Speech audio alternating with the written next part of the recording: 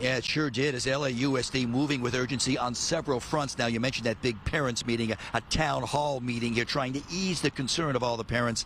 That's followed by lots of emotion, a candlelight vigil right on the steps here of the high school, remembering the 15-year-old student, a young girl who lost her life to a fentanyl overdose.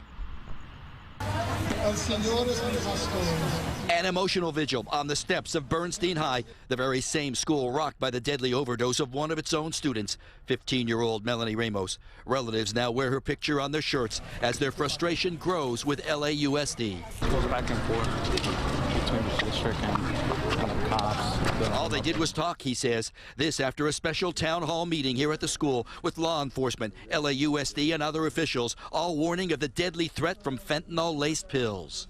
The sale of fentanyl to children is the highest priority of the Los Angeles Police Department.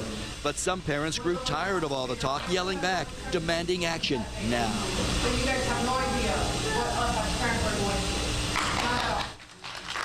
This was a meeting like every other meeting that LAUSD has, and nothing gets done after the meeting. Everything goes in writing, and there's no actions afterwards. This meeting with the parents just hours after the head of the LAUSD warns the district is now in a devastating epidemic. Fentanyl, or the many variations of fentanyl, there is an abundance of drugs that students are having ready access to. That has LA Unified now taking immediate action, rushing the anti-overdose drug Narcan to each of its school campuses and its school police district-wide starting next month. We have the appropriate stock that we need.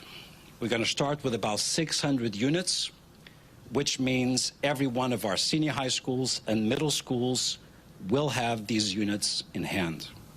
LAPD now out confirming 6 student overdoses and that one student death in just the past few weeks alone, all tied to fentanyl. That has LA Unified now moving with urgency, bringing in Narcan and starting what it calls a peer-to-peer education campaign about no pill on the streets being safe. But still, some of the parents say this is nothing more than a Band-Aid approach to a deadly threat. We needed that a long time ago. That doesn't solve the problem. That just further endures what us as parents are going through.